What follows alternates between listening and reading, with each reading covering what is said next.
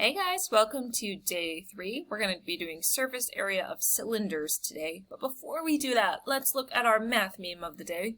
Today's math meme is geometry, which it's just very visually pleasing. So I thought it was kind of a fun picture. The other thing I wanted to let you guys know is that if we go to my website, right, this is my website, this is the geometry section. Remember, if you ever are trying to get onto my website or you're looking for it, you can get there by Googling the directory. Or if I'm in Google Classroom, in 6th period or 5th period, at the very top of the page, there's that little arrow. You can copy and paste this link to get to my website. So either that or the teacher directory. But on my website, I just wanted to remind you guys, my website's got the calendar, right? That's always really useful. I've updated and put my YouTube channel link. Remember, there's that reference library as well. So if I go to my reference library, I think I've already got it open actually.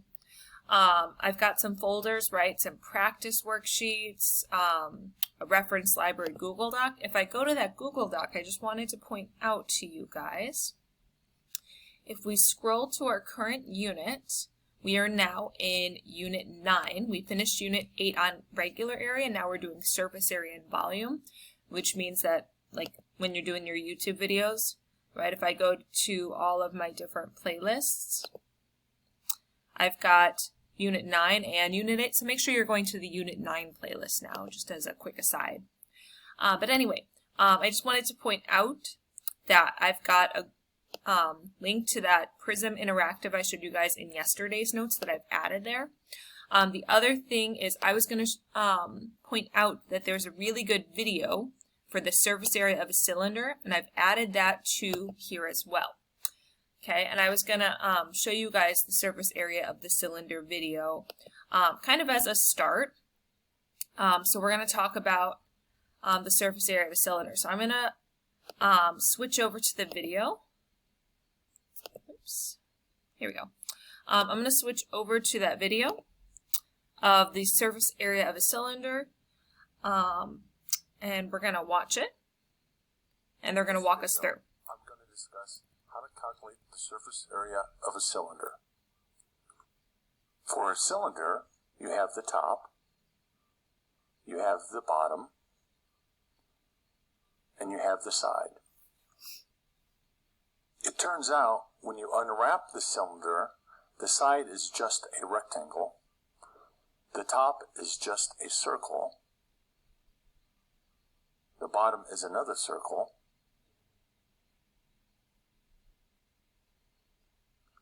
adding the area of these three objects will give us the surface area of a cylinder.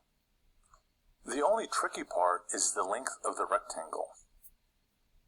It turns out, if I wrap this back around, you can easily see that the length of the rectangle is the circumference of the circle of the top of the cylinder. Again, the length is just the circumference of a circle, which is 2 pi r, where r is just the radius of the cylinder.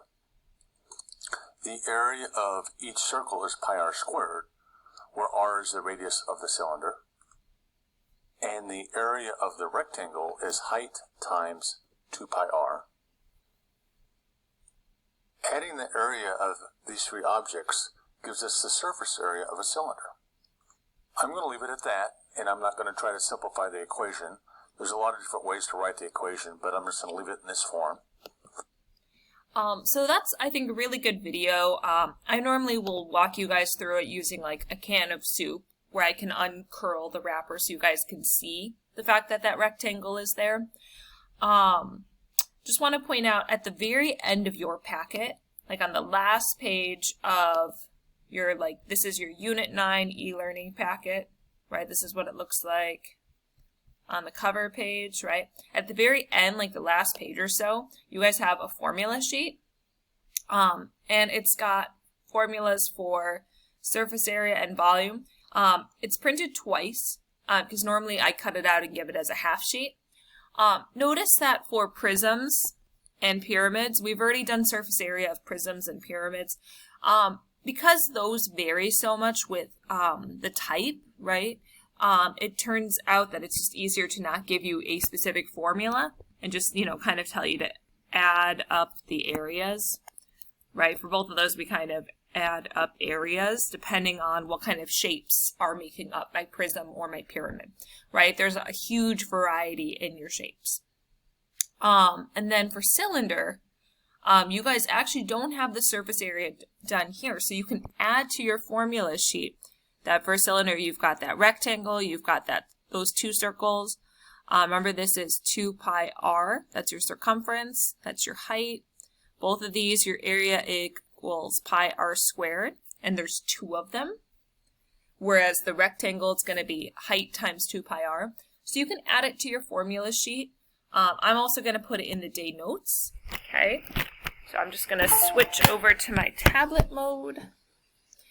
And let's add that to our notes. So what they mean by lateral surface area here compared to total, it's just kind of the understanding that if you have a cylinder, I'll highlight it here. So lateral surface area would just be this area on the outside, like kind of, it would just be the rectangle. Whereas total surface area would be the rectangle as well as your 2 circles. And that's just the difference, lateral meaning like the side. So sometimes you'll see a problem ask you to do it that way or to separate it that way. I think it's kind of not the most useful thing in the world. It's just kind of the understanding of doing some of it versus all of it. Sometimes in problems, finding just the lateral surface area rather than the total is necessary. Like if you have a cylinder, maybe with something on top of it, right? Then we wouldn't really care about that circle. And if you were painting something, you wouldn't really care about the bottom. So in some ways, it is useful to talk about just like the outside bit of it.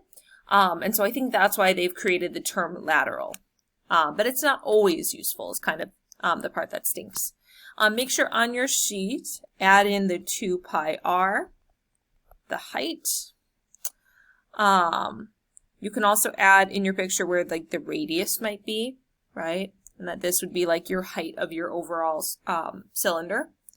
And so the lateral surface area would be area equals 2 pi r times height, right? Your base times your height, just kind of like your regular area of your rectangle.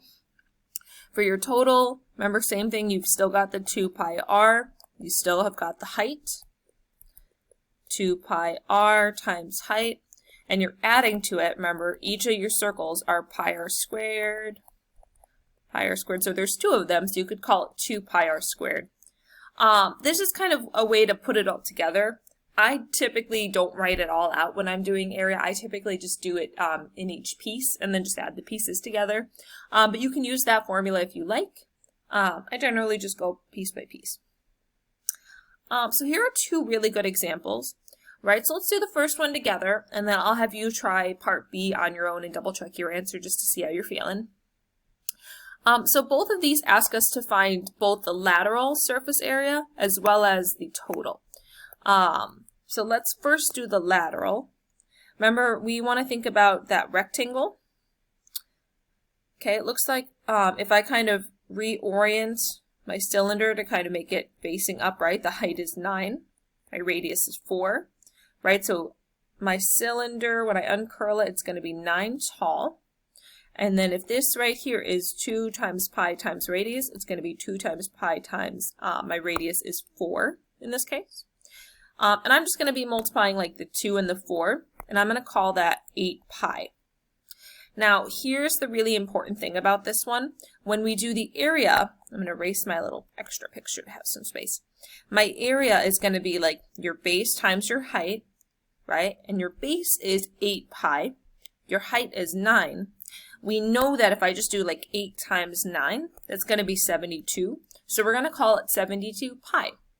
Would be your lateral surface area. So I'll like put a little label, lateral surface area, and my units are inches squared. Okay. Comparatively, if we also added in our area of my circle, area is pi times the radius of 4 squared, right? It's going to be 16 pi. Generally, I put the 16 in front of the pi rather than writing it as pi 16. That's kind of like doing x16 and it looks really weird. So we would call that 16x or 16 pi. Think of it kind of like units almost. And then there's 2 of them, so I'm going to do that doubled. So I'm going to get 32 pi inches squared. And then to get my total surface area, I'm just going to use that acronym there. We're going to add the 32 pi plus the 72 pi. That's going to be 104 pi inches squared. So you guys can really clearly see with this example how it's really nice to leave your answer in terms of pi. I know some of you might have been a little hesitant to leave your answers in terms of pi or square roots in the past, but I think this is kind of the point where you're like, okay, it's really kind of a little easier to do that way,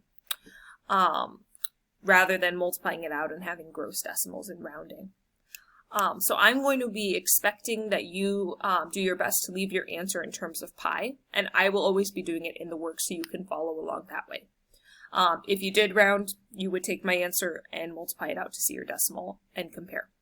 I'm going to pause the video, and I'm going to do part B's work. I want you, as I pause it, to try part B on your own, and then unpause once you've finished and kind of walk through and see if your steps match mine.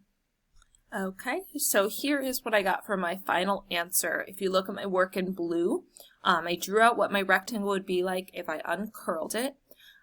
It's 2 meters tall. Remember, your base of your rectangle is the circumference of the circle, which is 2 pi r. In this case, it was a little tricky that they told you 14 meters was all the way across, so you had to infer then that your radius was half of that. Also, just kind of a quick aside, as we're doing this, it might be a really good idea somewhere on your formula sheet to add like the area of a circle is pi r squared, the circumference equals 2 pi times radius, or circumference equals pi times diameter if you prefer it that way. You can also on this sheet, like I put it on the end so you could easily flip to it. You can also add other things, other formulas that you're finding you use a lot but you need to like reference it. Right, something like maybe the area of a trapezoid might be a little harder to remember sometimes. So going back to the problem, we have our lateral surface area, just the outside curved side is 28 pi meters squared. When I do the 14 pi times 2. And then for the total, we have to add in the 2 circles on the top and the bottom.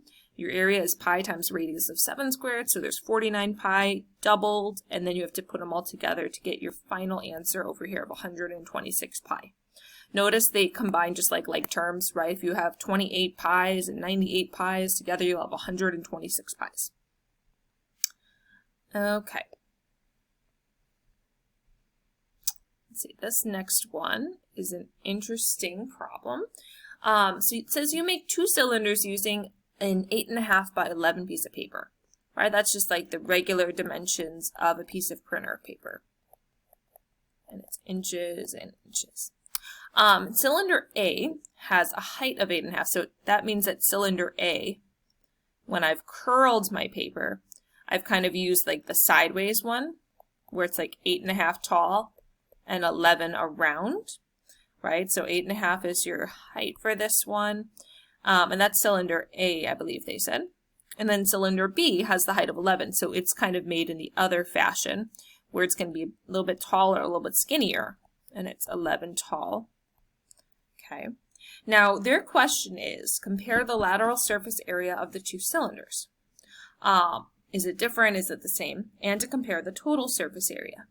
My video is about to end, so it's getting really close to my time limit, so I'm going to pause. I'm going to do the work. I want you to try it on your own too, and then unpause to compare with what I'm thinking. So what I did was I found the lateral surface area, which is just multiplying length times width of the rectangle. And both of them have the same lateral surface area because it's that same piece of paper that's curled around.